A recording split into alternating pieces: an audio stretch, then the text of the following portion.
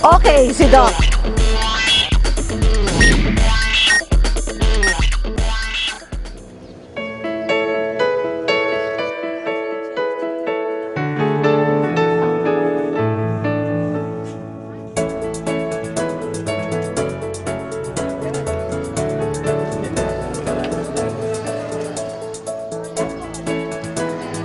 Ano yun ang doktor? Chismoso na eh. Hindi ka di matanda kasi paalala nila dapat titignan. Isang espesyal na episode ang handog sa inyo ng Okay si Doc ngayong summer. Sa halos 2 taon nating pagsasama, masugid ninyo kaming sinubaybayan para sa karagdagan ng ating kaalaman ukol sa kalusugan.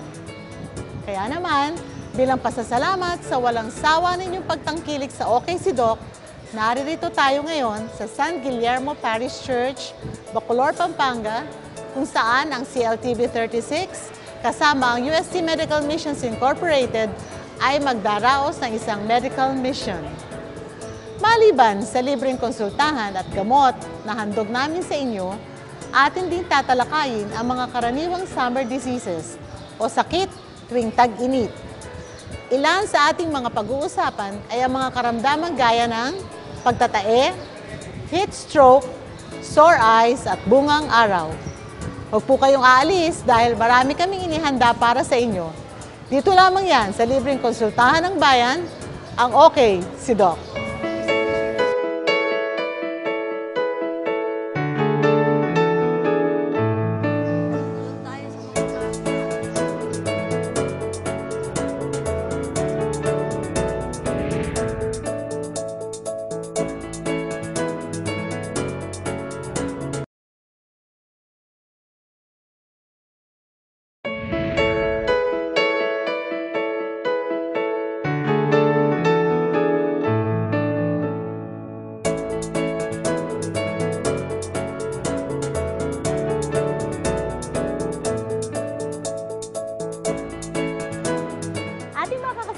Sa episode na ito, si Dr. Jeffrey Anthony Galura, isang certified family medicine physician. Siya ay resident physician at dating chief resident sa Mother Teresa of Calcutta Medical Center. Siya ay consultant din sa St. Jude General Hospital and Medical Center, Lugod Keng Pamilya Wellness Clinic at Grosse Point Medical Clinic.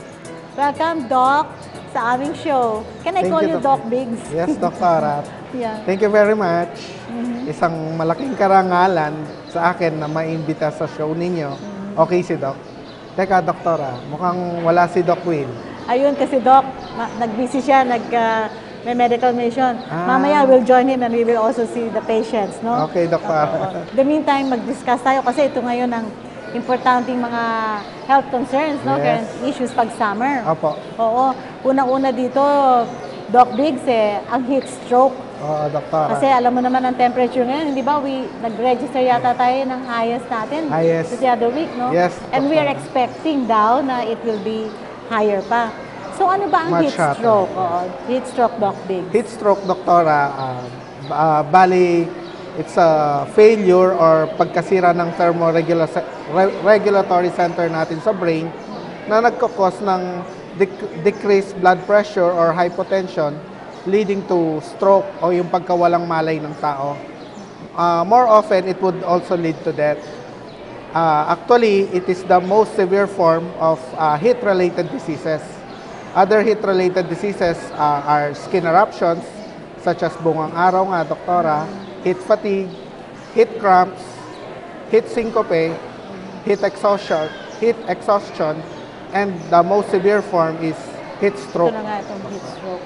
So, Kasi Doc, hindi ba dito sa Pilipinas talaga man, being a tropical Yes. country, alam natin na talagang sanay tayo sa init, no? Meron na ba tayong cases na nagka-heat stroke sa atin, recorded na? Actually, doktora, according to the World Health Organization, it is underreported yung heat stroke. Ayun. Actually, kasi doktora, yung mga simptomas ng heat stroke, katulad din siya ng mga common stroke na atake sa brain, myocardial infarction, or atake sa puso. Ngayon, ang pinaka main difference lang nila, actually, is the history na sa pasyente na nagkaroon siya ng such exposure to extreme heat. Doktora. Ayun, doon, That's it. yun ang Opo, yun ang magkiklinch ng nagkiklinch, diagnosis, ano? Although, sorry doktora, Sige, go although ahead. it is more, may formal reporting sa mga European countries, pero sa atin, actually doktora, wala pang formal reporting. So, na ganyan. pwede talaga marami na hindi lang nadidetect. Oo, no? doktora. Kasi nga, sinasimulate niya yung ano ng ating brain attack, yung Yes, ating doktora. stroke na tinatawag. No? Stroke. So, Doc, sa atin dito ngayon, sa palagay mo, sa base sa inyong studies, saan ba mas prone? Ano ang mas prone sa age group? Yeah. Yung bang matatanda, yung mga bata? Sana naman sa sex predilection? Mga babae ba? Mga lalaki? According to studies din, doktora, sex predilection, wala namang pinipili, either male or female. However, yung age group na talagang apektado dahil sa extreme heat are the age group more than 65 years old. So ito na yung ating Opo. mga Yung lolo, mga lola. lola. Mga Malapit senior na yata ako citizens, dun, doktora. mga senior citizens. Oh, yeah. hindi naman. So ito na nga, kasi dahil nga ang thermoregulatory center nila, hindi na katulad dati, Yes, no? They doktora, can opo. cope, no? Secondary sa wear and tear ng katawan natin. At saka, by, yun nga, doktora, other reasons, but prone ang may predilection sa mga matatanda dahil sa yung ano nila, yung mga tinitik nilang gamot, usually yung mga anti-hypertensive drugs, doktor, they cause hypotension, Tapos, coupled ng extreme heat which also cause hypotension. Ayun. Yun, nadadali sila doon. And then doktora, yung mga existing diseases nila like nang nakita yung mga hypertensive at saka yung mga obese yung yun nasa na, oo. Yung ano, talagang mas malaki. Oo, physically challenged because Yes, of their weight. Okay. Yes, Pero Doc, importante na banggit natin yan. Kasi ngayon na may warning tayo tungkol sa pag-increase ng temperature. Sabi mo nga, take for granted yan undetected, no? Magandang episode dito na napag-usapan natin ito sa episode na to dahil magandang ipaalam natin na meron ng heat stroke Yes. na nangyayari kahit dito sa Pilipinas, sanay na tayo sa init. Yes, doktor. Oo, di ba? So, gusto ko sanang himayin, Doc, no? Para maipagpatuloy natin ang magandang discussion natin. Himayin natin yung simptomas, no? Kasi sabi nila, ano ba yun? Parang hindi naman pwede dito yan. So, ano bang early signs? Oo. Yung mga early signs ng heat stroke would be yung pagkahilo, no? Usually, yung mga na-attribute natin sa pagbaba ng pressure natin, doktora. Yun. Yung parang signs and symptoms ng hypotension. Yes. Pero unang-una nga ito, alam nila na mainit kasi no? So, yun ang number one na factor, no? Tapos, sa init na yun, nahihilo sila. Yes, doktora. Tapos, wala naman silang history ng tumataas ang presyon nila, di ba? Wala naman sila tinitake na para sa presyon. Mabila na lang sila mahihilo. Yes, Tapos, yun nga, suspect parati sa ganitong klase ng kondisyon, yung mga nasa age group. No? Opo. So, dapat ang ating mga kasambahay, alam nila na may kasama sila masabihan. sa yun. Na yung mga lolo-lola natin, nandun sa that mainit, no? So, yun ang una-una nahihilo. Tapos ano pa, Doc? Vince? Yung biglang pagkawalan ng malay, doktora. Yun, yung sinasabi ng Sudden loss syncope, of no? consciousness, Ayun. doktora. Uh-huh. Yun. Actually, wala silang mararamdaman. Sudden yung occurrence ng stroke, doktora. Sudden. Actually, kahit isang healthy senior citizen is the fact na yung age niya is 65 Yun na. is prone to suffering a heat stroke. Ayun. Tapos bigla na lang sila magko-collapse, Yes, magkakaroon Doctor. loss of consciousness. And then, that's it. You have to rush. Yes. You have to rush the patient. Actually, doktora, before, may mga pwede tayong gawin para maiwasan yon. Yun ang importante. Yes, Ano-ano Doctor. yun, Doc Biggs? Bali, doktor, ang immediate na pwedeng, once na our lola complains of pagkahilo or biglang nawalan ng malay, mas maganda kung dalhin natin siya sa cooler environment. Right there sa bahay. Halimbawa, nangyari Yes, yun. Doctor. Kasi mahirap namang tatakbo pa siya no, Yes. sa nearest hospital. So right there and there, we can do something. Yes, Doctor. At ang sabi mo nga, dalhin sa isang Mas malamig na lugar. Oo. Kung sa bahay, paypayan natin, expose natin sa electric fan, and then make ice pack. Ilagay Ice sa, pack. yes, ilagay sa kilikili niya. So sa vital Sa- parts, so wag naman yung buong katawan, no? Hindi, Doctor. More sa dito sa Kilikili. kilikili, and saan pa sa doon? may singit niya, Sa doktor. singit, yun. Lagyan ng ice packs doon. And- Ano naman, what are things to watch out for kung nagre-respond siya doon sa ating immediate action na yun? Oo. Ang I would advise, doktora, is still, kung ginawa na nila yon, dalhin pa rin sa pinakamalapit na hospital. Ayun. Para ma-assess ang kanyang doktora. vital Opo. signs. No? Para makuha na ng vital signs. Yun. Napakalaking ako mismo na enlighten, no? Yes, Kasi Doctor. nga, sabi nga, nagsasimulate na ito ay parang stroke brain attack. Yes, Doctor. No? Marami pa tayong itatanong dyan eh. Yes, doc. Magbabalik po ang Okay si Doc.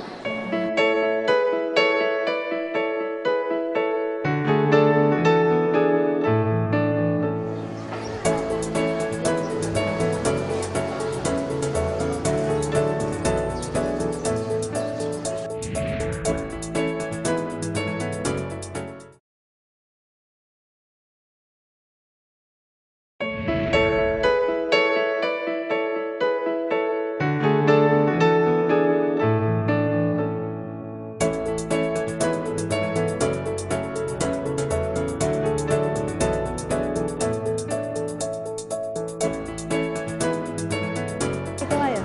Nagbabalik po ang ating programang Okay si Doc. Ang ating guest, si Dr. Jeffrey Galura, at ang ating pinag-uusapan, ang health issue this summer, isa sa mga health issues, heat stroke. Doc, pinag-usapan na natin yung ang pasyente ngayon, nandun na, no? Binigyan na ng ice pack, dadali na ngayon sa emergency room. Ano pa ang pwede nilang dapat gawin?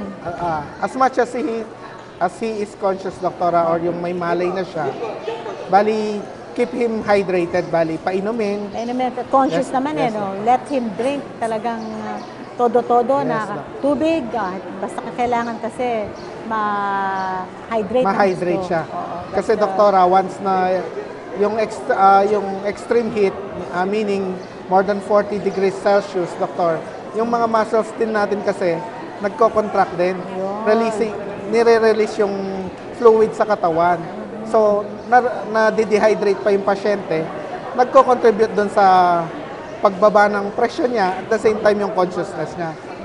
importanteng malaman niya. That's why, kasi kung ginagawa nila, importante din alam nila kung bakit. Yes, doktor. Para Opo. lagi nilang maisa-isip at matandaan, no? Yes. So, meron pa ba kayong gustong ipaalala tungkol sa heat stroke bago tayo pumunta sa susunod na concern din pag summer? Health concern? Siguro na cover na natin yung important details kung anong gagawin nila, at na-explain na rin natin kung anong reason ba't nila ginagawa yun. So, yun lang yan, doktor. Sana ito makatulong, no? Ngayon, Opo. pumunta naman tayo, Doc, sa susunod na importante ding topic, no? Tawag dito yung summer diarrheas o ang pagtatae pagdating ng tag-init. Yes, doktor. Ano ba yung mga yan at ano yung mga common at ano ang dapat gawin? Yan. Bali, diarrhea, doktora, is strictly described is change in consistency of the stools or becoming loose or watery for more than 4 times a day. Yun, no? Yun ang lagi natin sinasabi. 4 na beses, mahigit sa 4 na Yes. beses. At tapos, nagbago Yes, ang Doctor. dating, Consistency niya. kung yun yung dating solid, no? Solid, Buong buo. malambot, Oo. pwede pa yan, doktor. Pwede pa yung medyo semi-solid o malambot. Bigla ngayon naging Tubig. tubig. Mas O kaya marami konti. ang tubig kesa doon sa solid niya. Yes, Doctor. Yun na yung pagtatae. At kung ito ay humihigit sa 4 na beses, no? Kasi yung iba sabihin nila, naku, Dok, ano na to? Nagtatae. 2 beses pa lang. Yes, doktor. Ano ba ang reason, Doc, bakit 4 na beses yan? Bali, doktora, by yung nabasa ko, 4 times na naglulus, hindi lang kasi tubig ang nalulus natin, including yung essential electrolytes ng katawan natin na potassium, which is the primary electrolyte ng mga muscles natin. So, Pag lumampas sa apat na... more than 4 times, yun pwede na tayong yun manghina, na. doktor. Magkakaroon na ng imbalance, Yes, no? doktor. Kaya sinasabi natin yung parang huwag isa sa walang bahala din. Yes, doktor. Oo.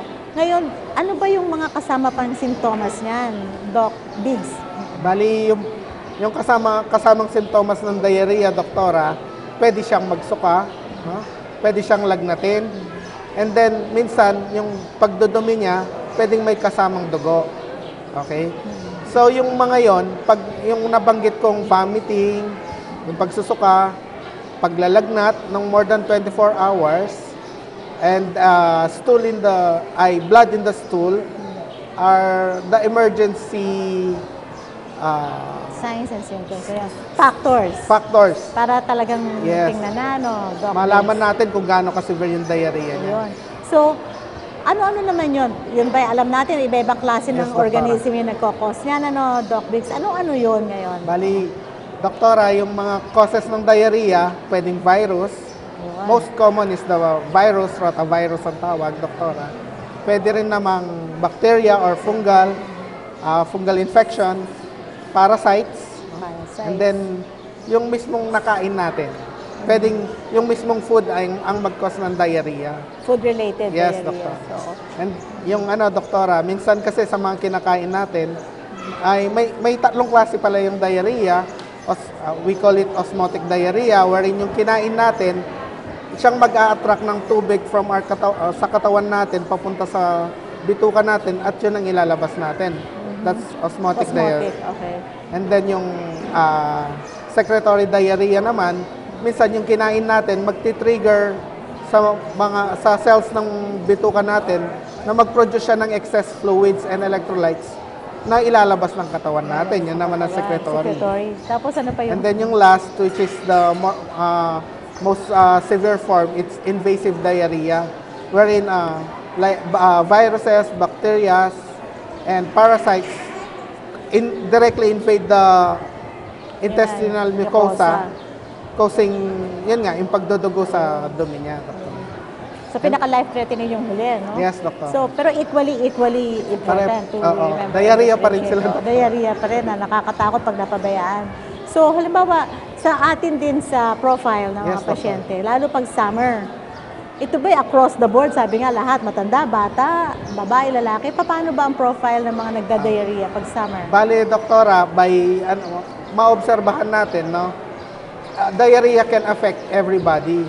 However, kasi doktora, dahil yung mga nasa edad na 18 to 60 years old, they have the optimum immune system. May panlaban sila, kusang kaya nilang labanan yung diarrhea. However, yung mga children natin at saka yung mga matatanda, Yun na yung extremes, yes, no? Oo. extremes of ages, they are more prone to suffering the effects of diarrhea. Ayun. So, meaning, katulad yan, yung sinabi mo 18 to below 60 ba? Yes, doktor. Sabihin na natin na they can on their own, no? Pwede mag-adjust ang katawan. Pero sabi nga natin, itong mga bata at itong matanda. Punta tayo sa mga bata, Yes, doktor. Doc Biggs, no? Kasi ako talaga ang mga magulang, pagkahaya na, no? Nagpapanik sila. Diyan ba, i-observe din yung 4 times lang dapat? O pagka lumampas, kailan sila dapat mag-worry? Yes, doktor. Bale po, yung 4 times, relative pa rin siya. Relative pa actually. rin, oo. Pansinin din yung bata kung mahilig siyang uminom ng tubig, o kaya restless siya, irritable, iyak ng iyak. Sign na baka may mas grabe siyang Type, no? underlying disease other than diarrhea. Diarrhea. And then, baka pag umiyak siya, doktora, iyak ng iyak, wala naman siyang luha, it's a sign na baka may much severe yung nararamdaman ng bata. One other thing are yung paglubog ng mata. Kasi ito na yung dehydration, Yes, ano? doktora. Which is talaga may mga namamatay din naman dyan Yes, at hindi Dr. dapat yun. Kasi sabi mo nga, yung tears, wala na siya halos. Ito sabihin, nangangahulugan tayo, compromise na, no? Oo. Nagsisave na yung katawan niya ng Nagsisave tubig. na ang katawan. Pagkatapos yun nga, ang output, Doc, Yan, Big yung Bigs, urine output, ito doktora, na is napapansin, ano? much less or wala halos talaga. wala nang lumiihi. Kaya nga sinasabi natin sa mga magulang, watch out parate. Pero minsan, Doc, kasi hindi naman lahat ng soft or watery stools, lalo sa babies, Yes, no, Doctor. ay diarrhea. Ito ba yung ating mga formula fed at saka yung mga breastfed? Anong dapat malaman Yes, ng ating mga magulang dyan? Usually, doktora, usually yung mga babies na nagtitake ng gatas, doktora, we're advising na take the lactose-free milk formula. Oh. Meron naman yan doktora? eh, no? Opo. Lactose-free. Why? Kasi yung mismong sugar, doktora, pwedeng mag-draw, yung lactose is a form of sugar. Yung mismong sugar, pwedeng mag-draw out pa rin ng tubig. Ito na yung sinasabi natin ha. Sa first is osmotic diarrhea. Ayan. So, mismong yung tinetake, Yes, Doc. yung mismong formula. Yes, doktor. Oo. We're advising na, yun nga, pag dinala sa hospital, oo. ina-advise namin, take the lactose-free equivalent ng milk formula yun. What about naman kung breastfed? Di ba minsan soft din Yes, yung kanila? doktora. Oo. Minsan makikita rin naman natin na baka doon lang sa breastfeeding ng patient.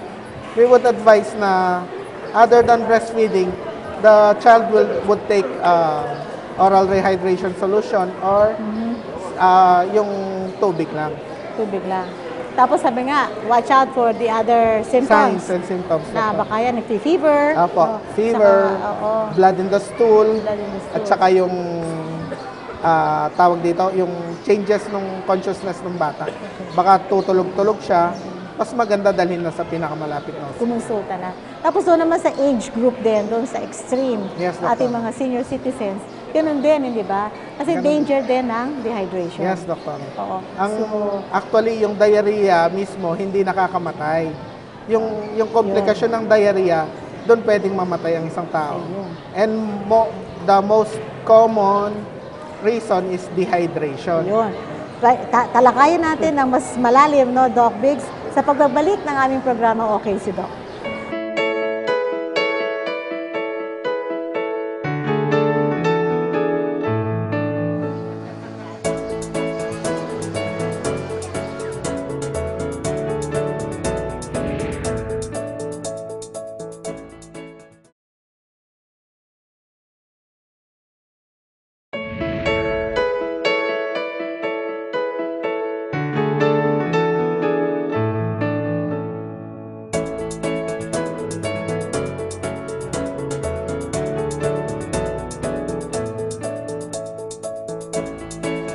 Nagbabalik po ang ating program na Okay si Doc. Pinag-uusapan po natin ngayon ang summer diarrheas. Itatakil ngayon ni Doc. Tatanungin natin sa kanya ang tungkol sa dehydration and how to address it. Doc, pagpatuloy natin, ano? Yes. Bali, ang importante lang na malaman to prevent actually yung dehydration, it's deadly kung hindi mape-prevent. Ngayon, ano yung gagawin natin para ma-prevent ang dehydration? Bali, sa bahay, pwedeng umpisahan na yung pag-rehydrate or yung pagbigay ng tubig sa pasyente, maging bata man o matanda. Bali, ang gagawin lang, it's recommended by World Health Organization, yung pag-prepare ng 8 teaspoons of sugar and then a teaspoon of salt, table salt or iodized salt would be fine. And then, i-mix ito sa 4 na basong tubig. Ulitin natin, Doc, ha? So, meron tayong 4 na basong tubig. Yes, Yun ang Doctor. ating required number ng tubig, no? Yes, Doctor. Tapos, kailangan 8 Kutsarita. teaspoon, kutsarita ng asukal. Yes, sugar. Doctor. Sugar. Pwedeng red, pwedeng brown. Yes, I mean, Doctor. sorry, di red. Brown Yes. or pwedeng white, no? Regardless, no? 8 kutsarita ng asukal. Yes, Doctor. Tapos, isang Isang kutsarita kutsarita ng ng asin. asin. Ang asin pwedeng yung rock salt, Yes, table salt. iodized salt, o pwede yun. Tapos yun, imimix na yun doon sa, pag nagsama-samang 4 na baso no, sa isang pitchel. Aha. Haluin nila, yun ay oral rehydration solution Solution na na, yun. oo. Pero mo yun, napaka-importante nun, Doc, ha? Sana Yun ang maano ipainom ng sa ating bata or audience, sa oo. matanda. So, ano yun? Ad libitum. Sige, hanggang kaya Opo, nila. hanggat Oo. gusto nila. Ngayon, pwede kasing sa sobrang intake ng bata or ng matanda, pwede siyang magsuka. Ngayon, ang gagawin, pag ganun po ang nangyari, gagawin nila by kutsarita na lang, dahan-dahan naman. Ay, kung hindi ma-tolerate. Yes, Importante. So, yun ang one very important step, no, to combat dehydration. Pagkatapos, siyempre, dadali na nila dapat. Yes, doktora. Ang Bago emergency. nila dalhin, doktora, kasi naibigay pa lang natin yung fluid eh. Ah, okay. Yung nawalang potassium na kailangan Yes, ng katawan din nare-replace, nila. oo. Pwedeng pakainin ng banana, isang piece ng Yun, banana, banana. or isang piece ng apple. Okay na po yun. Yun. Kahit latundan pa siya, Latundan. or lakatan, Lakatan, basta okay lang. banana, kahit saging na saba, Dok, pwede. Okay lang, Doktor. Okay. Tapos ang apple, kahit ano pang klaseng apple, Opo. basta ibigay. Basta. Napaka-importante. And then, pwede nang dalhin. Opo. Ang tatandaan lang, doktora, mas kailangang madaliin ang pagdala sa hospital kung ang pasyente ay hindi umihi sa loob ng 8 oras. Ayun. Ang ating 8 hours, pag Urine 8 output, hours Doktor. Pero kung umihi naman siya, Okay first lang, 2 Doktor. hours, ituloy na lang. Tapos pwede namang i-consulta na lang later on. Yes, Hindi naman immediately, no? So, Doc, pumunta na, tapos na tayo dyan Okay, sa summer Doktor. diarrhea. Importante ngayong summer, ang sore eyes. Yes. Paano ba yan, Doc Biggs? Sore- Nakakahawa yan di ba? Oo. Yung sore eyes po or ang tawag natin red eyes, ang description niya would be an inflammation of the conjunctiva. Meaning yung thin layer na kumocover sa puti ng mata natin at the same time hanggang doon sa inner layer ng mga eyelids natin. Yun yung conjunctiva. Yun ang namamaga usually tuwing summer. Tuwing summer. Kaya nagiging red siya. Yan. Bakit siya namamaga? Anong cause, Doc? Number one cause would be the extreme heat pa rin, doktora. Allergy to dust, sa alikabok. Kasi dry na sa- dry no? Yes, Siyempre, dahil ang dry. daming, And then lilipad na alikabok. viruses, viruses, isa pa rin culprit yan. And then bacteria, bacteria. fungal infection, pwede rin mangyari po. So, kailangan ngayon, Doc, halimbawa, ang pasyente, naku, mapula yung kanyang mata. Ito ba yung nakakatakot na nakakahawang sore eyes o hindi? Paano nila immediately malalaman yon? Usually po, ang dinidifferentiate natin would be allergy at saka bacterial infection. Yung allergy po kasi hindi nakakahawa yon. Ang ibig lang sabihin nun, allergic lang yung pasyente or yung tao doon sa isang specific na Allergen. like alikabok, pwedeng yung isang tao naman hindi allergic doon. Yun. Ngayon po, kung bacterial infection, viral infection, fungal infection, yan ang mga nakakahawa.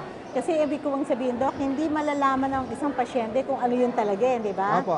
Dapat talaga kung sakali katulad ngayong summer, kahit naman siguro ibang seasons, no?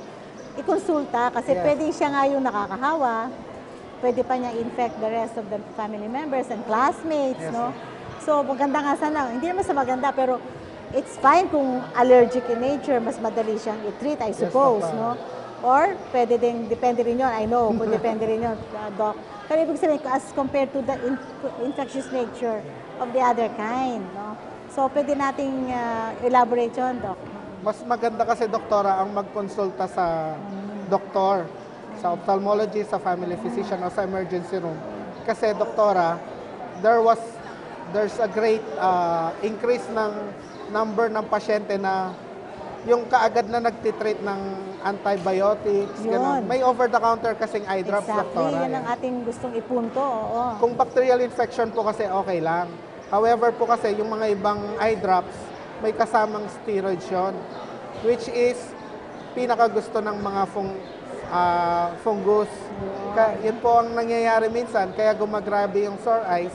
Minsan nagse-self-medicate or kung sanang bumibili yung pasyente ng gamot, ng eye drops, na hindi nila alam, yun ang magpapakagrabe sa mata nila. Kasi po, pag fungal infection, pwede na niyang i-invade yung loob ng mata, pwedeng mabulag sila. Yun ang gusto kong pag-usapan natin ng Gusto ko. masinsinan. Kasi nga, ang ginagawa nila, basta namula, pupunta na Papatakan sila, at papatakan. Yes, Yun ang Dr. sinabi natin, napaka-importante, yung steroidal content ng iba. Hindi naman pare-pareho Opo. ang drops, Yes, no? Dr. Ophthalmic drops. Pag yun ay binigay o dilagay sa isang, ang causative agent, fungus. Ah, Yan na nga ang mas lalong, grabe. kasi nabubuhay po doon yung Yes. fungus sa steroid. Yun, nabubuhay ang fungus sa steroid. Kaya kung gusto nilang talagang maging maingat at maganda ang pagka-treat, no, at pagka-diagnose kung anong ang klase. Kasi Opo. akala nila pare-pareho lang eh. Akala nila sore eyes lahat. Eh talagang dapat Iba-iba pa rin po sila. Paano naman may-prevent ito, Doc? Bali po, mape-prevent natin siya kasi nga nakakahawa siya, no? Constant hand washing ng pasyente at ng mga kasambahay ay kailangan na kailangan. Yun eh, kung hindi mo pa alam Yes, Dr. kung ito ay allergic in nature, kung ito yung nakakahawa, talagang maganda pa rin na maging practice na yung constant hand Constant washing. hand washing. Tapos yung mga personal articles, so kung Yes, ito yung Doktora. infective, kung Opo. ito yung infective type, dapat hindi yun magamit ng Opo. iba. Bali, sana habang pula yung mata niya, At diagnose yes, na at diagnose infective. na conjunctivitis talaga or sore eyes, Oo. yung towel niya, yung mga ginagamit niya sa pagkain, huwag munang ipagamit sa iba. Doon po kasi nahahawa yung mga tao eh. Yes. Hindi naman yung pag sa tingin-tingin, wala naman ganon. Yun na kasing, at Opo. saka Doc, meron pa silang ginagawa minsan sa sore eyes. Oo. Alam ko, ibang pasyente, lalagyan nila ng urine Ah, o ihi. Anong masasabi mo dyan? it's unhygienic, doktora. Mas mag-feed yung bacteria, kung bacteria man yun, doon sa Doon. ginawa nila. Hindi advisable. At talagang hindi dapat Oo. gawin. No, kahit ano pa madali naman, huli naman na Hindi nandito po. naman tayo sa isang sibilisasyon na Civil pwede society. namang kahit katulad ng Aha. pumunta sa ospital, kaya sa endanger nila kasi mata yan eh, Opo, di ba? doktor. At napaka-importante. Yes. So meron ka pang ibang few reminders about sore eyes na you want to Bali po, ang inform ano lang, audience about? sore eyes it's much common tuwing summer talaga. Ang kailangan lang po prevention more than the cure. Mape-prevent po natin siya through constant hand washing nga. I-isolate natin yung kagamitan ng pasyente. May And then, sore eyes. kung pong nagkonsulta sila sa doktor, minsan po kasi hindi na-advise ng doktor, minsan dalawang bibigay na gamot, ganon. Usually po, pag pinapatak nila sa mata nila, usually, kung dalawang eye drops, 5 minutes yung interval nun. Huwag nilang masyadong pagsabayan, ano? Opo. Oo, importante yan. Kaya importante talaga kumonsulta kasi the way it will be done, the way na i-apply, Actually, kinukulit ka ng tinuturo mga po yun. ng mga Opo. doktor no? Itinuturo. Tinuturo yun. So malaki na nang na-discuss natin ng sore eyes. Pumunta naman tayo ngayon sa Yeah. isa pa ring problema pag summer. Doc Biggs, ang bungang araw o prickly heat. Yes. Ayan. Ano bang cause ng prickly heat? Bali yung prickly heat po, dahil sa dahil sa sobrang init, ang normal reaction ng katawan natin is magpawis tayo.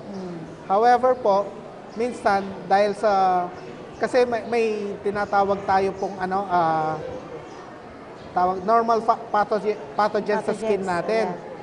Ang tawag po natin, Staphylococcus epidermidis. Maganda yan. Nabanggit na yung mga bakterya na yan. Ano? Doc, pagpatuloy natin sa pagbabalik ng Okay si Doc.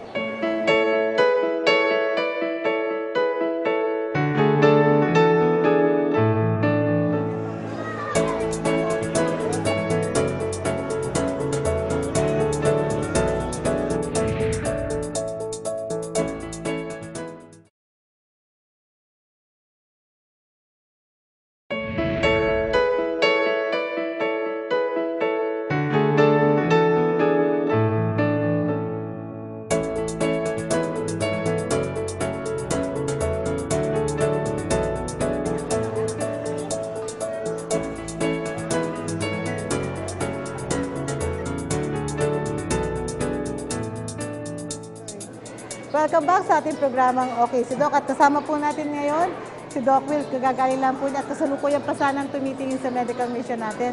Doc, si Doc Biggs. Good morning, Doc. Morning, Sorry, sir. I had to join the group over Oo there. nga, sir, hinanap nga Dami kita kanina. pasyente. Alam mo naman sa mission, ang dami gusto patingin. Hindi natin kaya lahat tingnan. Even if you want to see all, we have to have a limit also. Yeah. Pinag-uusapan namin kanina, nasa bungang araw tayo, prickly heat. Oo, summer na ngayon, Dok. Oo. Baka pati ako may buwang araw na ngayon. Ah. Maraming Ano, mga bata. oo, Napansin andyan. ko, maraming mga bata. So, what do you think of this? Mga buwang araw. Mga bata, karamihan anong niya. mga reminders na? Bali po yun, ang pinagmumulan ng bungang araw, bali dahil sa, Basa, na pinapawisan. sa pagpawis, nabablock yung mga sweat ducts nila. Ayun. And then yung tubig na dapat ilabas ng katawan natin, nagsisip dun sa katabing cells ng skin niya, Kaya causing nagkakaroon ng mga ano. Oo. skin eruptions, itchiness. Yun po yung reason. But So, what is ganun the yung bungang best araw? treatment for this, Doc? Bali yung best treatment, bring the child to a cooler environment. Eh, mahal ngayon yung Doc. Eh, malamig, air condition. Ako, hello na kuryente. Iwasan ngayon, ang Doc. sobrang Paypayan, Paypayan. ventilador. Keep them dry in short, ha? Yes, keep them dry. Meron bang ina-apply, Doc? Big? May binibigay tayo like lanolin po. Yun, tinatanggal yung blockage ng sweat duct. Di ba bawal na ngayon yung mga maraming pinapahid Yes, sa ng mga bata, opo. Doc? Pero hindi, kasi may indication naman dito. Okay. And then yung pong para sa katilang, calamine lotion would. Ano naman ang cornstarch? Anong role ng cornstarch? Cornstarch po, bali parang pinapatuyo niya. Yun nga, keep Pwede the area dry. Kasama yun doon. Yes. Eh, the Philippines being a tropical, napakainit Kaya natin. very Ngayon, common. ako, pinapawisan ako, baka magkaroon na rin ako buong araw nito, Doc. Ano? Don't Andito worry na? po, yung bungang araw naman, kusa rin naman siyang mawawala. Oo. Pusa din. And So, at at saka a isa certain- part pa din dyan, Doc, hindi ba dapat pati yung sinusuot pag summer? Opo, Iwasan light- din yung light masyado. clothing lang. Dapat yung nag-absorb ng heat, hindi Oo. yung... Light color, light Light clothing. Wag wool, wag Huwag wool. naman wool. Yeah. Andito naman po tayo sa ating portion na anong say mo, Doc? Sigurado ako, at si Doc Will din dito, na maraming tanong ang ating audience ngayon. Pakinggan natin ang unang tanong.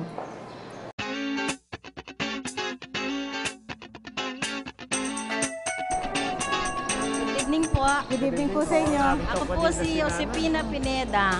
Opo. Gusto ko lang pong magtanong tungkol sa osteoporosis. Kasi po meron akong osteoporosis. Kung anong dapat Osteoporosis now. Oh. gawin o dapat inumin. Kaya pala kanina umaga, nakita ko nakapila si nanay sa mission. Doc Biggs. Osteoporosis po is common sa nasakit ng mga matatanda, no? Bali po, ang reason ba't nagkakaroon tayo ng osteoporosis kasi yung calcium ng katawan natin, dahil menopause na tayo, hindi na ina-absorb ng mga buto. Kaya humihina yung mga buto. So usually po, ang ina-advise natin pag sa mga senior citizens, mag-take ng gatas, no? Rich in calcium. Ayun Ayun, po. tama ho yun, Nay. Very good po. Para maiwasan po yung pag-destroy ng buto nyo, pag-weak ng buto, which is more prone kayo sa mga pilay, fracture. Yan po yung iniiwasan sa ganyan. Thank you Kaya po. nga sabi, ingat kayo ngayon na yung mga buto nyo di na bata. Ha? Okay, sa susunod po natin magtatanong. Good evening, Doc. Ang baby Ako si niya. Rayalyn Sakay.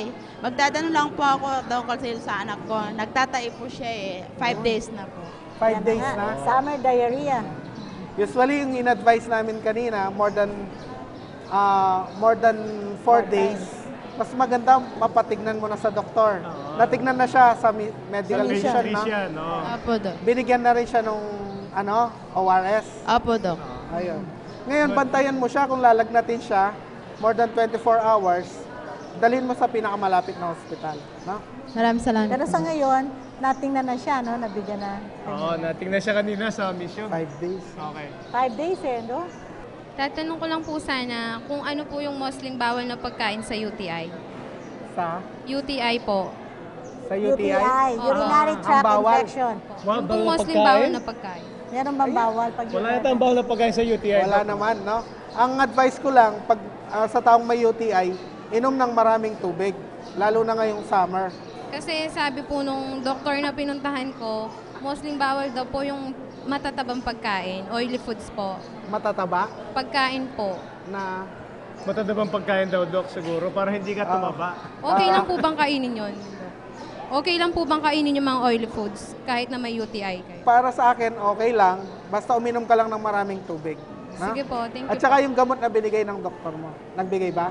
Thank you po. Doc. Tsaka hindi dapat mag-persist, dapat mag-improve intake. Hello, Doktora. Ako Ako si si Jess ano? Nakpil. Opo. Doc, may tatanong ako. Minsan kasi, pero ngayon pa lang dumating sa akin to.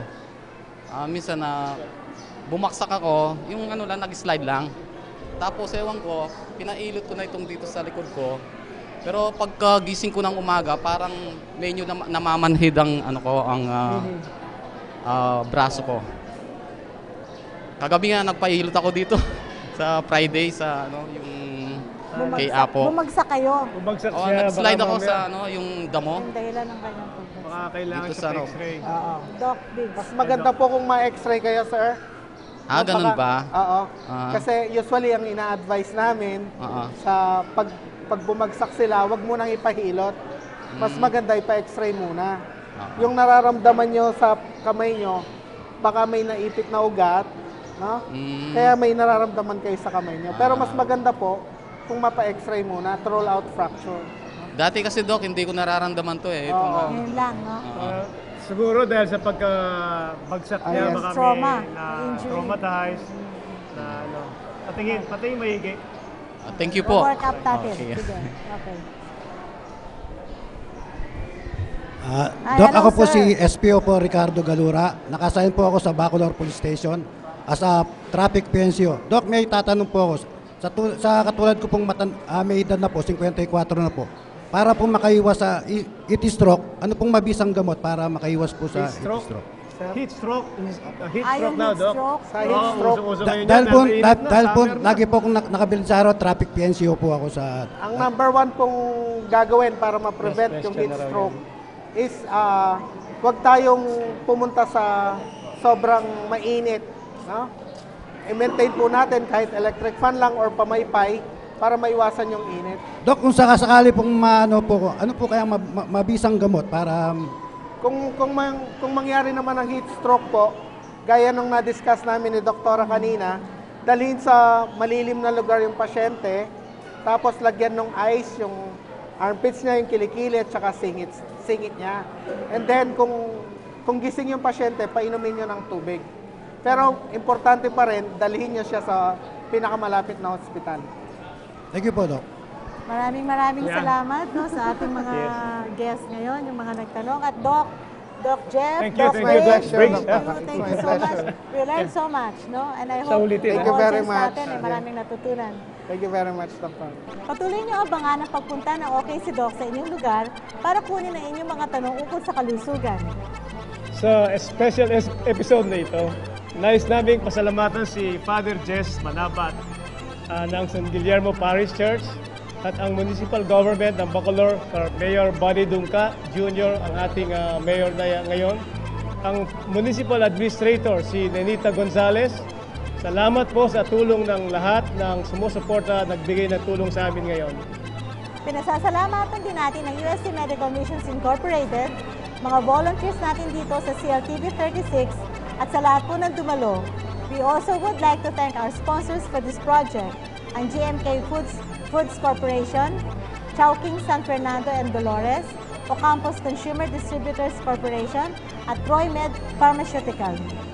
Dagdag pa rin yan, we would like to thank the Bimax Supermarket, Pepsi Cola Propel, Sasmon Delicacies, Stephanie Curtains, Aquasafe Pure Drinking Water, Patient Care Corporation, Pharmalink Asia Pacific, Pfizer Philippines, Pharmacia, Sharing Flow, at Malta.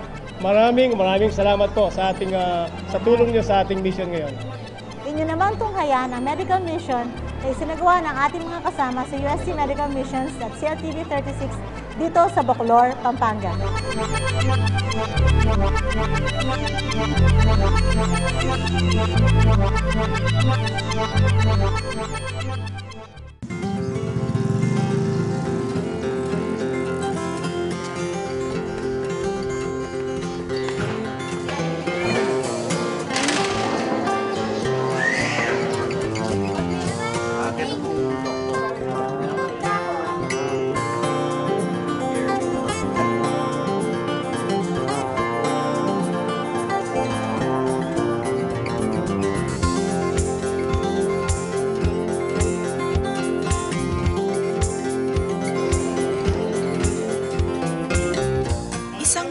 na umaga ang sumalubong sa mga volunteer ng medical mission na isinagawa sa San Guillermo Parish Church sa Bacolod, Pampanga noong ika-21 ng Marso 2009. Ito ang kauna-unahang medical mission na isinagawa ng CLTV 36 sa pakikipagtulungan sa UST Medical Missions Incorporated. Pinangunahan ni Doc William at Salve Olalia, hosts ng programang OK si Doc, ang libreng konsultasyon at gamutan.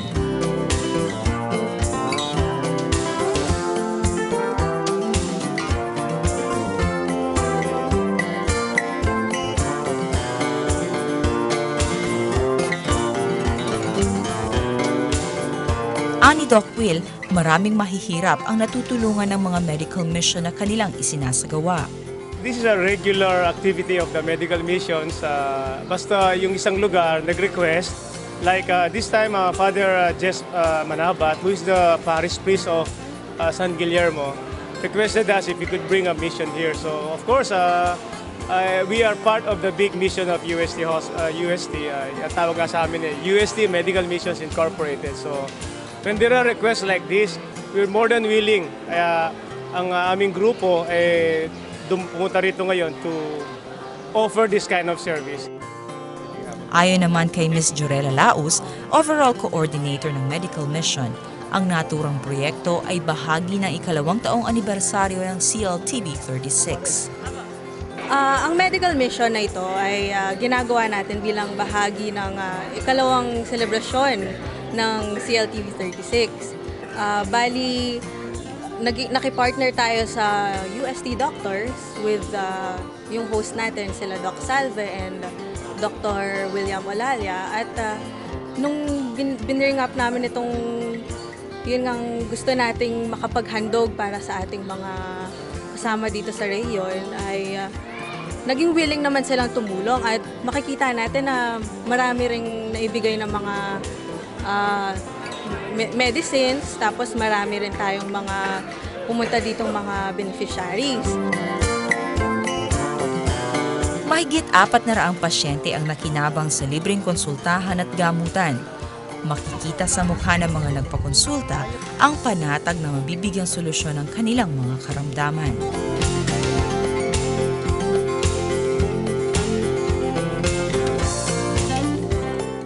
Iba't ibang espesyalista gaya ng mga pediatricians at ophthalmologists mula sa UST ang nakiisa sa medical mission.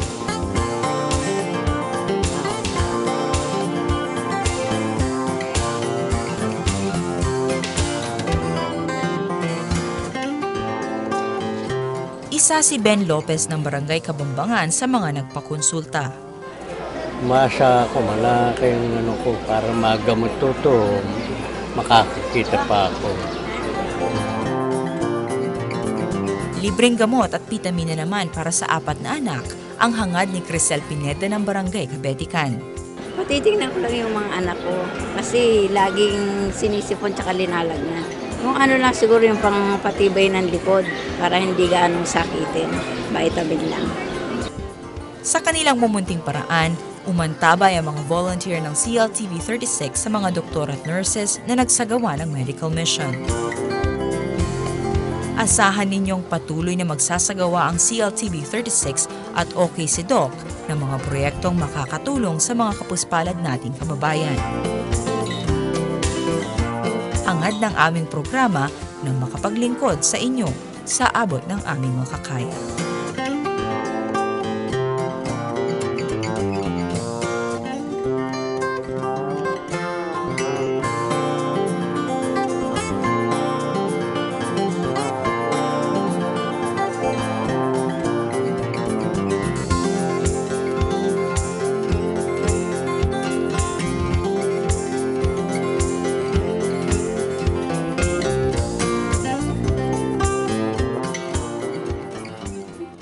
Tandaan, kung may katanungan sa kalusugan, Sa amin ang kasagutan dito sa Okay si Doc!